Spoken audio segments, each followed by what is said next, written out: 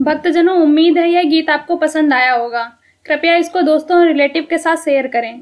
अगर आपको किसी भजन पर प्रस्तुति चाहिए तो कमेंट करें। हम आपके लिए इस चैनल पर उस भजन को प्रस्तुत करने का प्रयास करेंगे। अगर आपने हमारे YouTube चैनल को सब्सक्राइब नहीं किया है तो तुरंत सब्सक्राइब करें और बेल आइकन दबाना बिल्कुल ना भूलें। धन्यवाद।